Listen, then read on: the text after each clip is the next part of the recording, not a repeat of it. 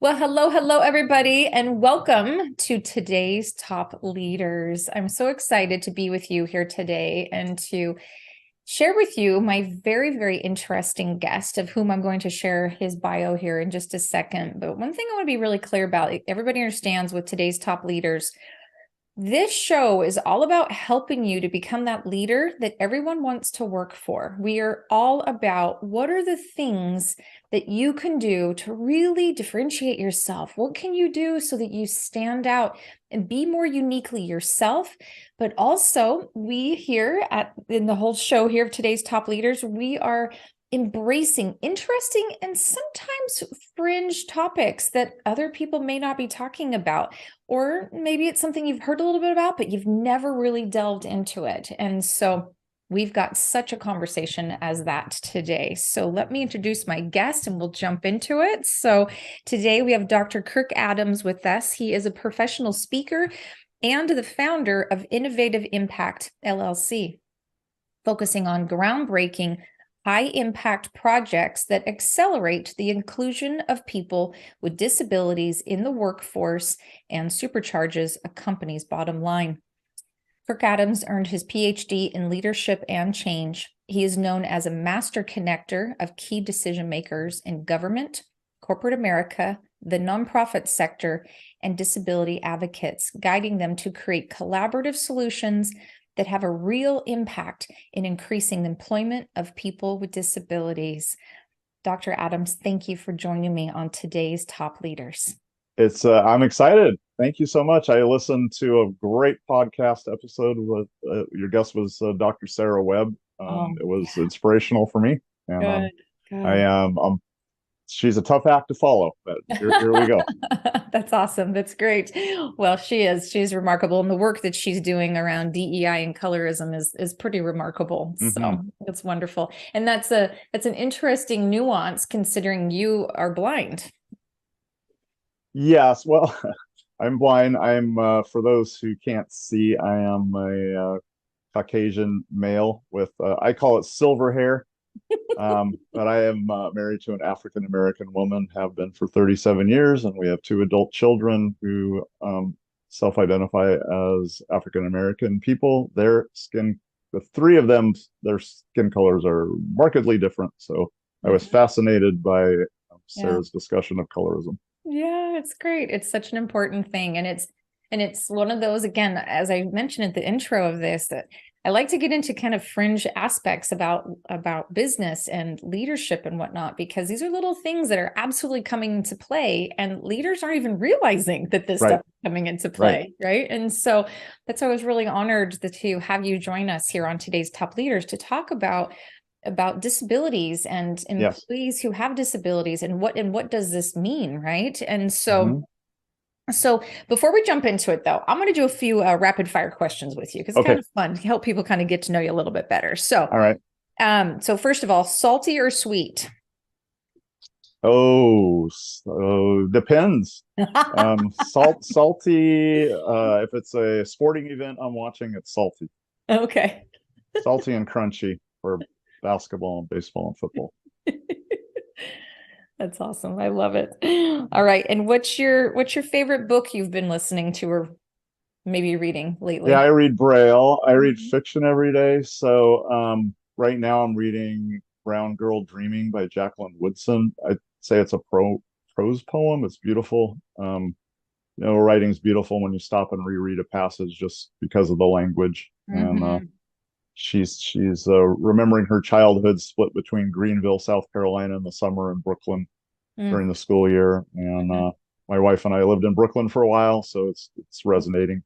Yeah. And then as far as a leadership book, the one I always go back to is The Leadership Challenge by Kouzes and Postner. Okay. Good stuff. Oh, so many great books to go back to again and again, right? Oh, it's awesome. Oh, yeah. Okay, so let's say you got to travel to one place today. Where would you want to go? You can just take me to Ka'anapali on the island of Maui right now. That is our happy place. Nice. That sounds good. I love it. And your favorite song? All very situational, and we'll go with Maui. A young lady who lives on Maui named Anu Hea.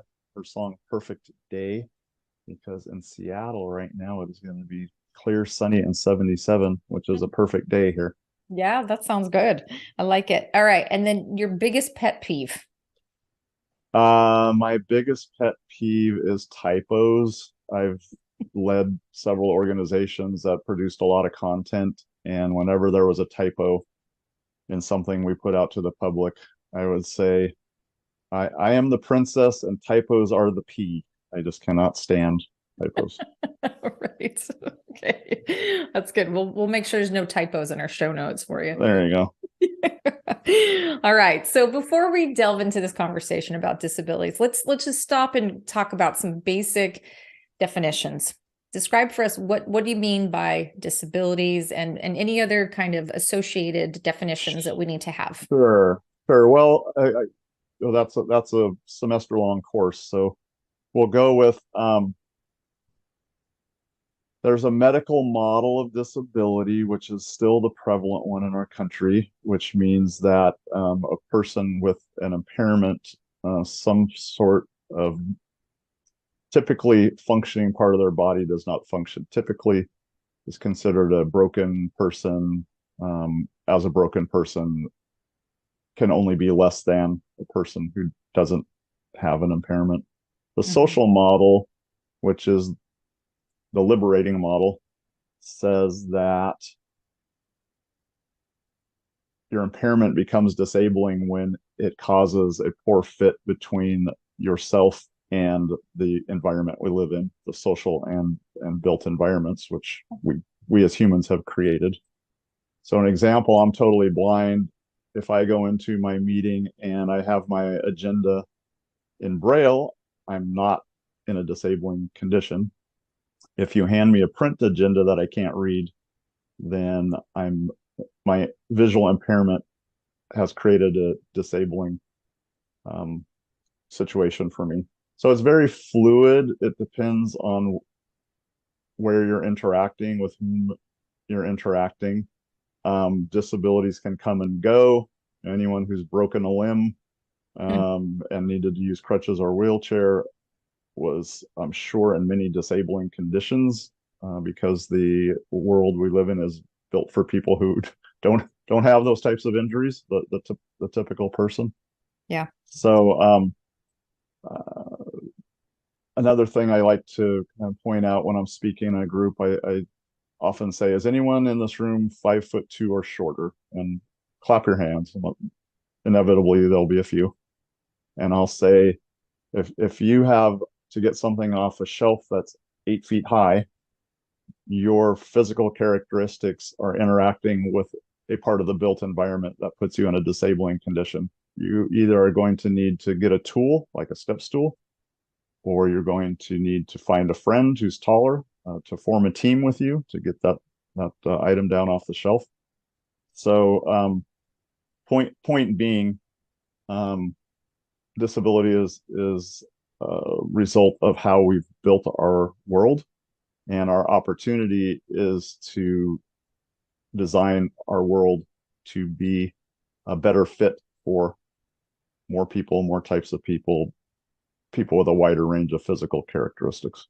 I love that. I love that. It's so I'm just chuckling because I'm 5'8" and there have been many times where I've had shorter friends say, "Hey, can you reach that thing for me?"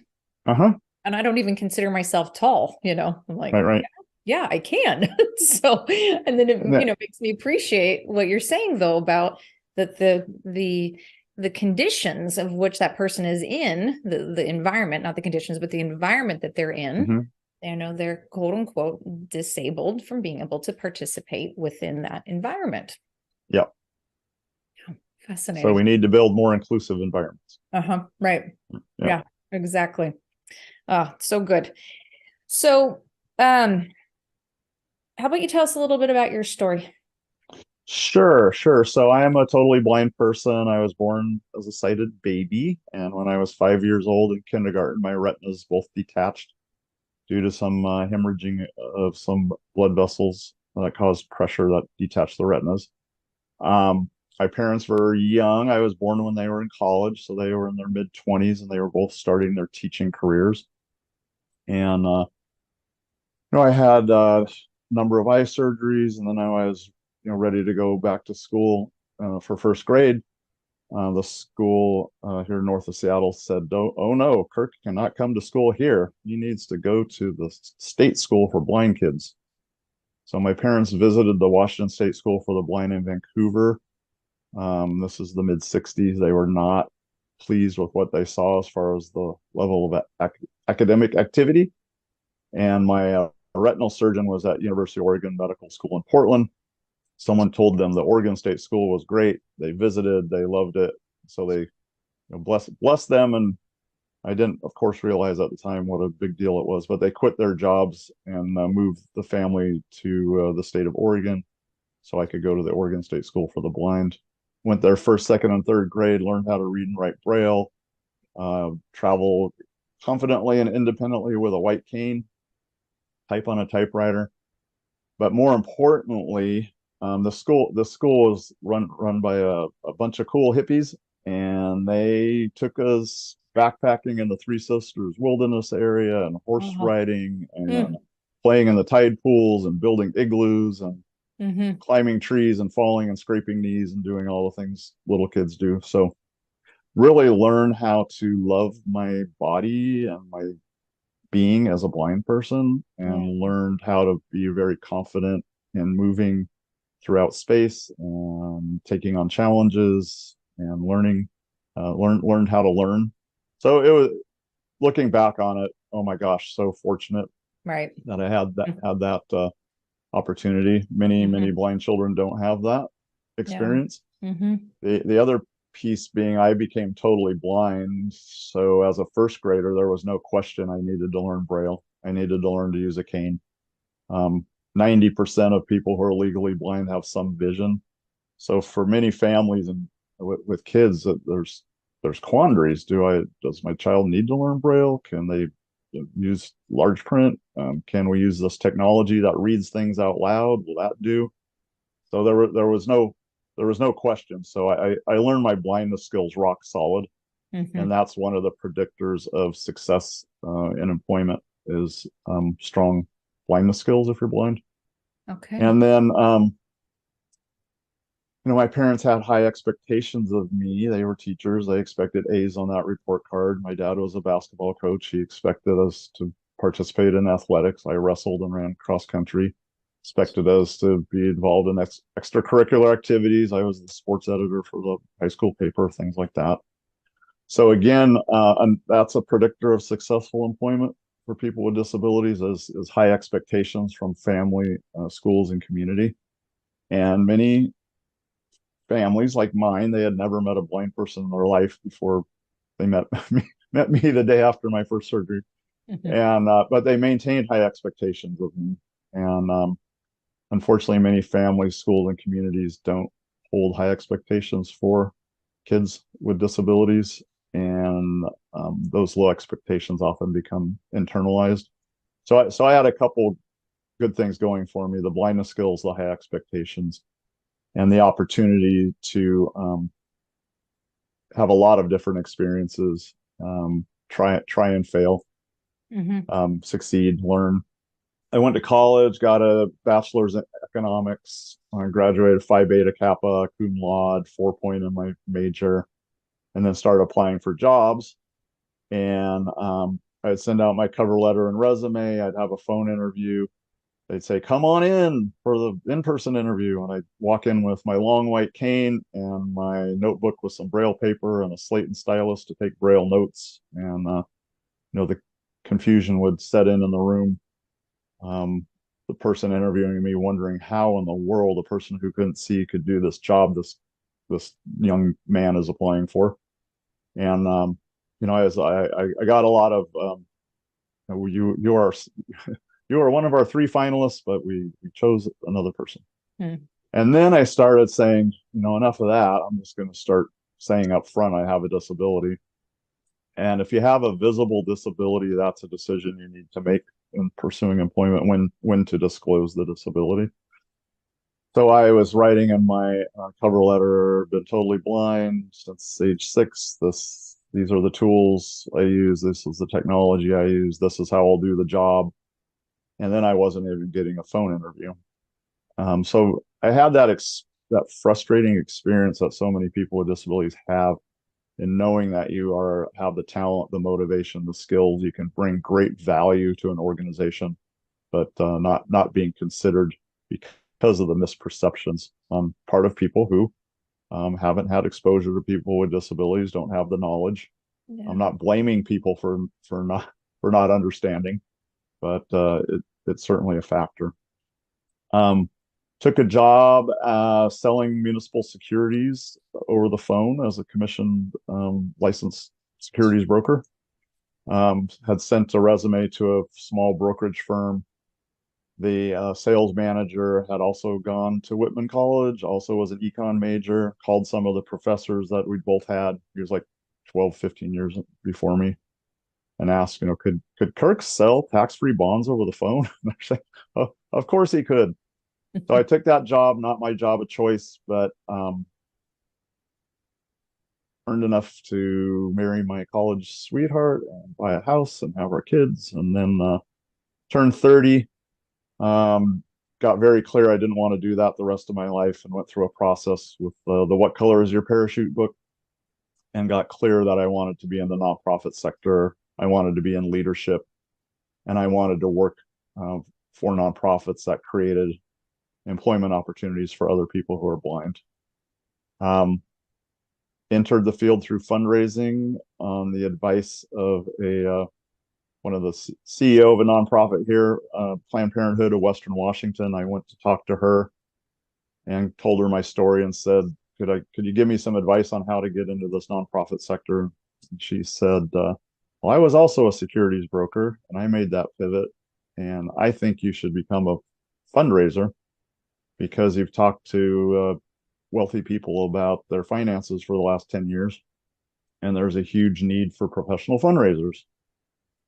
So start applying for those jobs, not getting them because I didn't have experience. And then got a letter from the Talking Book and Braille Library, which I use heavily, and said they needed to raise $200,000 or close one of their programs. So I called the librarian whom I knew, told her the same story, and said, how about I come down and volunteer to raise this 200 grand? I'll do that 20 hours a week. It'll give me something on my resume, give me some experience. I'll job hunt the rest of the time. So got a book on tape from Recording for the Blind on how to write a grant proposal. Had a volunteer read me the Washington State Trust Directory, sent out letters of inquiry, got invited to submit some grant requests. Had what I now know is great beginner's luck, and had a few nice big checks come in. And so they created a job for me. My first nonprofit job was development officer for the Seattle Public Library Foundation, raising money for the state Talking Book and Braille Library. From there, had a couple different fundraising jobs, was contacted by the Lighthouse for the Blind here in Seattle. They said they wanted to start a foundation and a fundraising program. They heard there was a blind guy who knew how to do that. So went in for an interview. Amazing organization. One of their flagship programs is employing blind and deafblind people as aerospace machinists, making parts for all the Boeing aircraft. So pretty impressive place. Yeah. Went to work there, started the foundation fundraising program, was asked over years to take on more and more responsibility.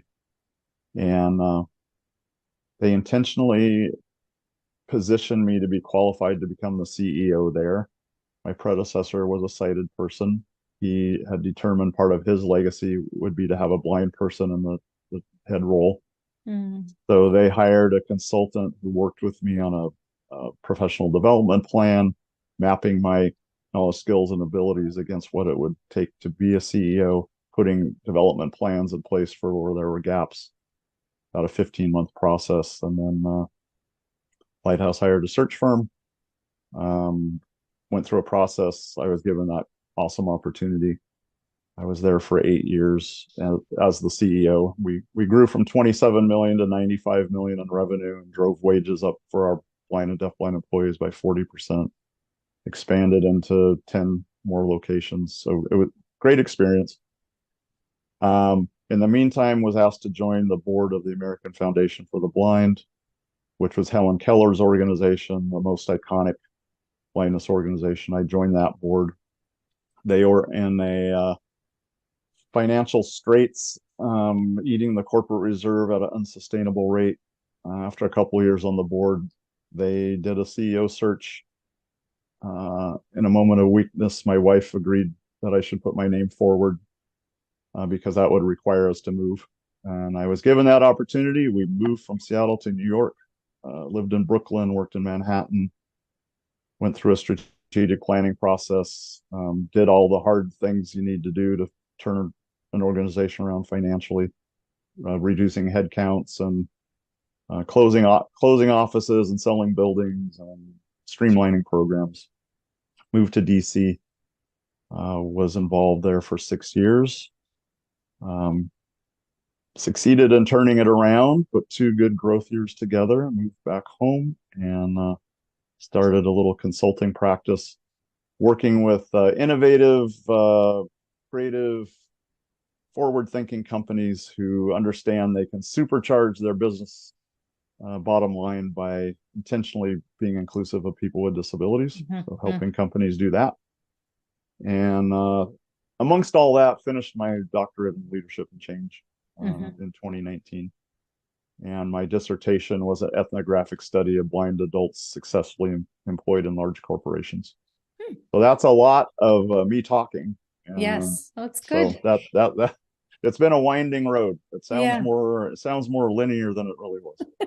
I'm sure it's so winding, and I'm sure there's a few bumps and bruises along the way too. Oh yes. So it's good. Thank you though for that context, because I think sometimes people are like, yeah, but what's this person's background? Like how, how is it that Kirk can do this, right? And so I love that you've got that personal background yourself, having been in that place of I'm applying and I'm not getting the jobs, and then all the other things too. So I've been a frustrated, disabled job seeker. I've been a successful disabled employee. I worked in corporate America for 10 years. And then I've been an employer of, hundreds of people who are blind and deafblind and blind with other disabilities.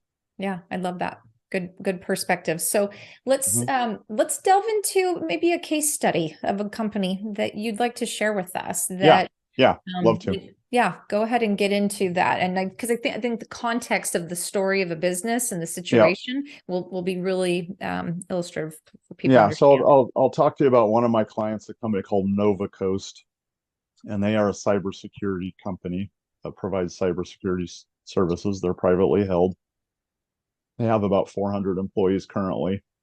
They were based in Santa Barbara, California, and then for business reasons relocated their headquarters to Wichita, Kansas. They're very, very, very virtual. And they have an intention to scale their workforce to 1,000 employees over the next 3 to 5 years. And they had hit a barrier of not being able to find enough certified, qualified entry-level cybersecurity analysts to hire so that they could expand their security operations centers into new locations. So they got connected with a blindness organization, which I know well, called Envision, which is in Wichita. And they were talking about this problem of not being able to find enough people to hire. And the folks at Envision said, well, only 35% of working age blind adults are working. And there are hundreds and hundreds and hundreds of blind people who would love to work, many, many, many of whom have degrees, advanced training, but just have not been able to get the foot on the career ladder. So why don't we set up a program to train blind people to become certified cybersecurity analysts? So they designed this program. It's 10 weeks. Virtual training. It's 20 hours a week of training, 200 hours. It's all accessible, so a blind person using screen reading technology can do all the coursework. The final week is a practicum with the mentor doing actual hands-on cybersecurity analysis. Then the person sits for the first two standard entry-level cyber certifications, Network Plus and Security Plus. These tests are administered by Pearson. I've worked with them to make sure the tests are accessible so a blind person can take the tests using their technology from home. And so they designed this program and launched it and just were not getting traction as far as not getting students registered. And it's primarily because the Nova Coast did not know the structures in the systems. So a very successful blind entrepreneur named Dan Berlin introduced me to Nova Coast because he had met one of the founders and heard this story. And he said, you should talk to Kirk. He's just left the American Foundation for the Blind. He's set up his own consulting business. So we connected. The president of Nova Coast lives here in the Seattle area. We went and talked for an hour or so. And this is the beauty of working with privately held companies, because he did not have to go run it through a committee or a board, or he just said, let's do this.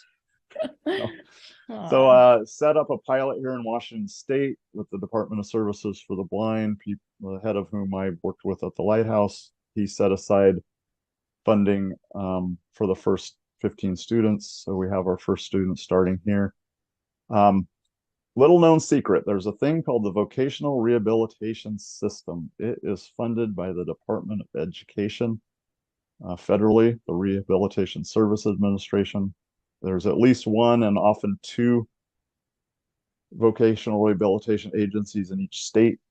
30 states have one specifically for blind people and one for people with other disabilities. 20 states have a combined agency, but they are funded to help people with disabilities get jobs, and they can pay for training.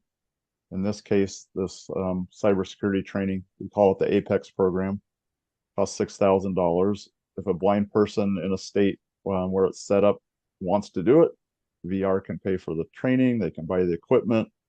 When they go to work for an employer, they can provide all the accommodations, all the specialized tools and software that no cost to the employer.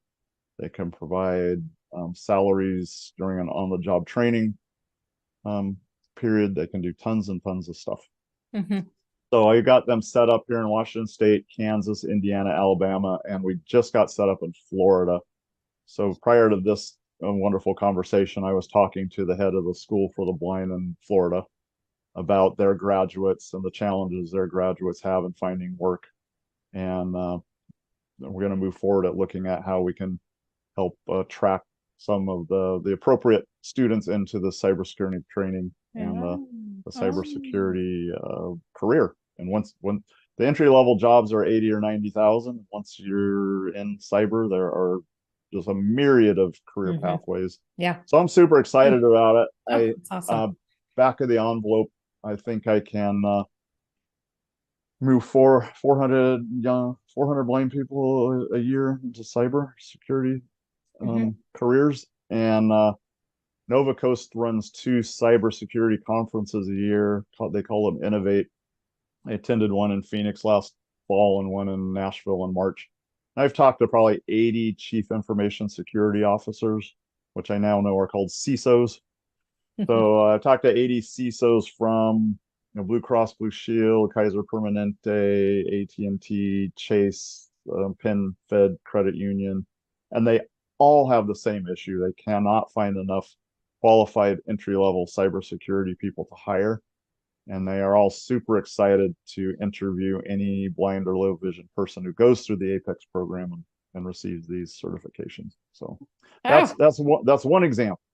That is a fabulous example. I'm over here beaming. Oh my gosh, this is fantastic.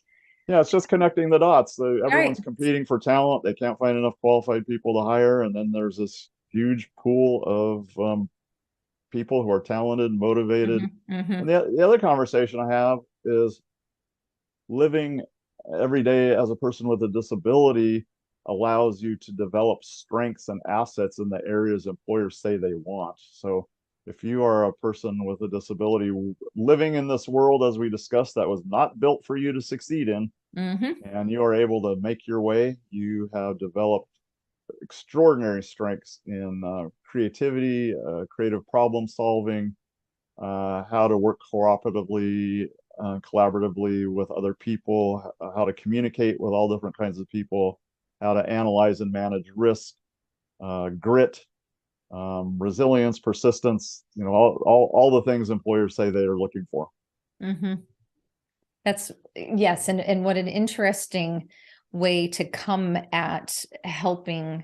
Do we call them disabled persons? Is that the right way to say? I think people first language is probably most acceptable. So people with disabilities, Okay. people who are blind, uh, people who are deaf, Okay. wheelchair users. That's probably most Okay. acceptable in most Gotcha. arenas. Okay. Of course, Thank there are you. some outliers.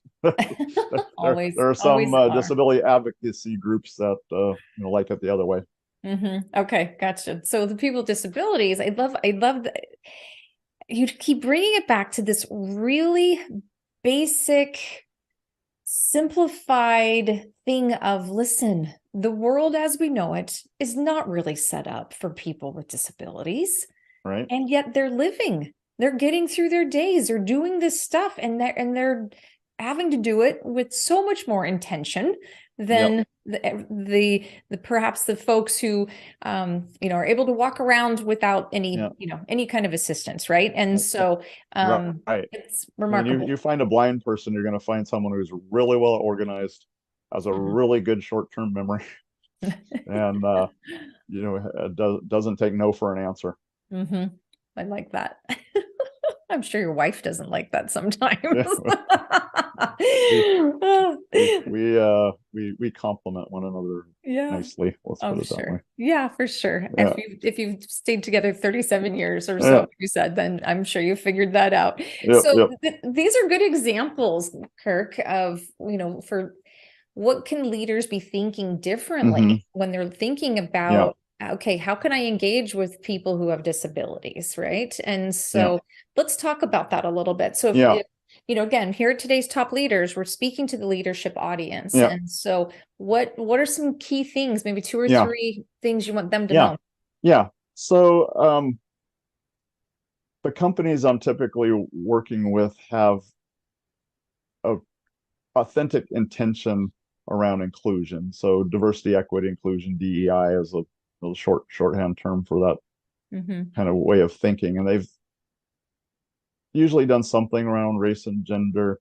They kind of get it that a more inclusive workforce and organization is a stronger, better one. But now they're ready to start thinking about disability. So some of the conversations we have are the one I just mentioned about the unique strengths that people with disabilities can bring to the workforce. The other piece is intersectionality, because disability does not know race, gender, sexual orientation, socioeconomic class. Disability cuts across every other demographic.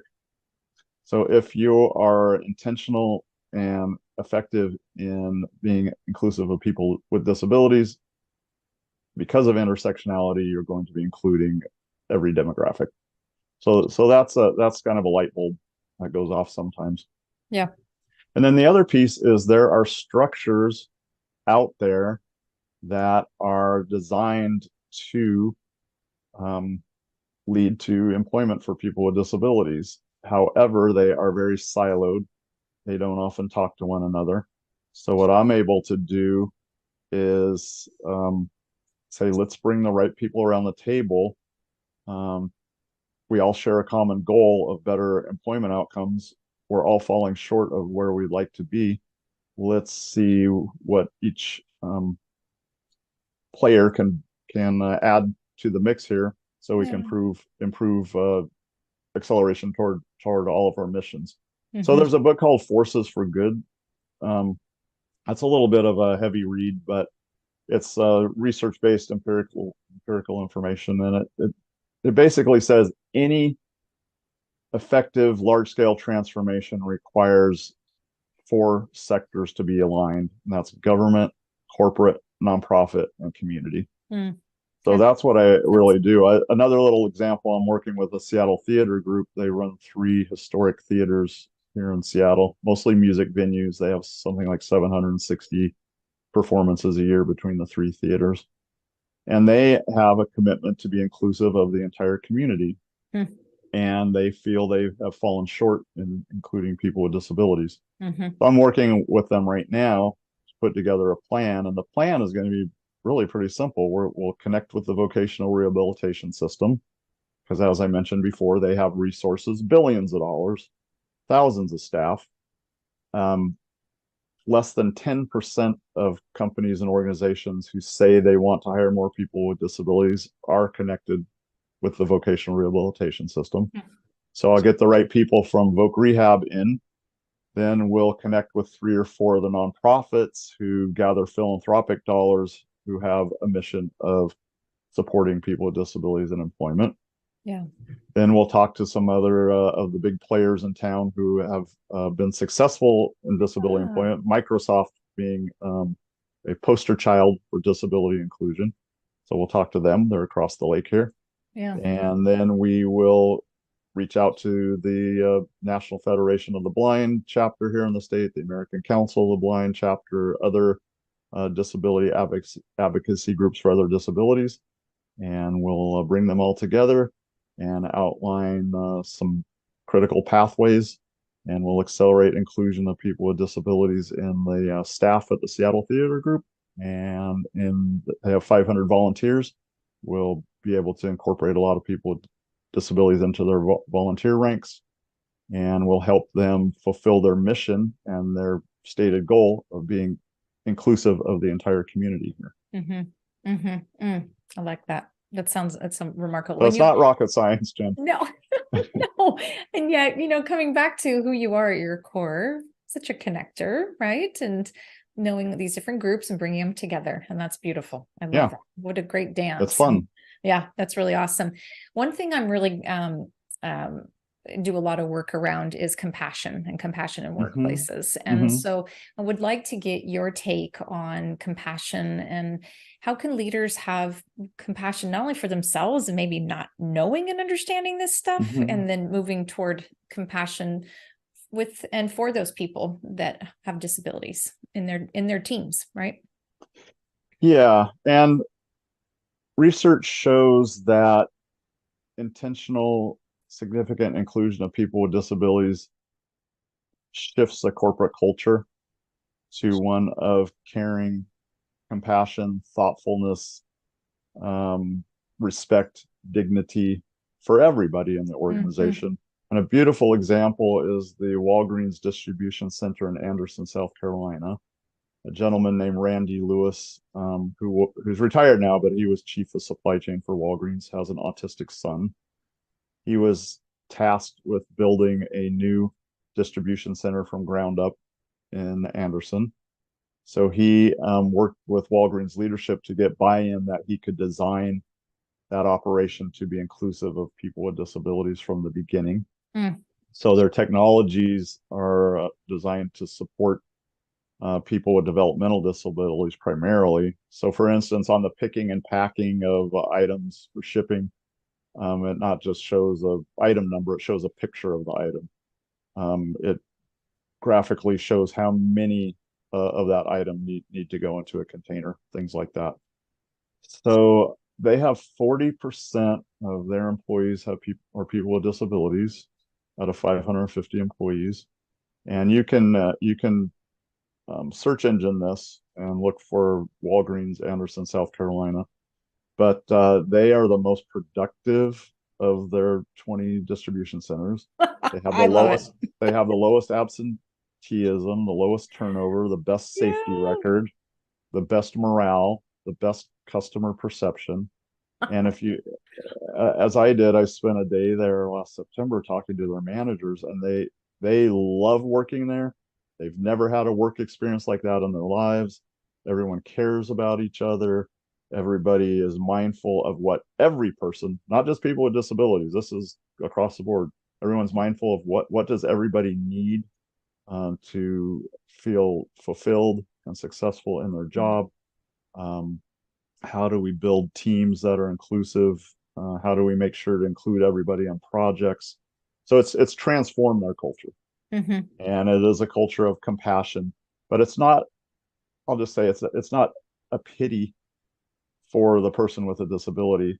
Right. It's a Yes. compassionate worldview for human beings Mm-hmm. and the Mm-hmm. dignity of work, Mm-hmm. and the dignity and respect that human beings should be accorded.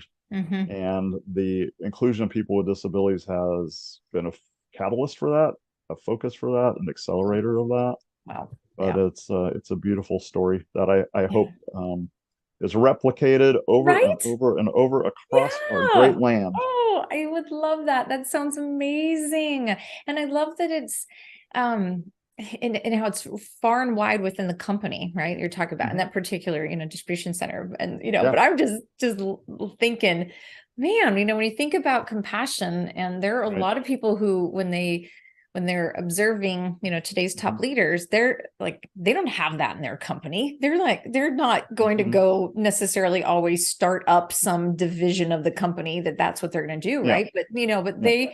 maybe they can create some space in their team, and their next Yeah. hire or next couple of hires, Yeah. they can be thinking about how do we Yeah. bring a person with disabilities into the team. So And I will pound the table more about vocational rehabilitation. So they have a great partnership in South Carolina.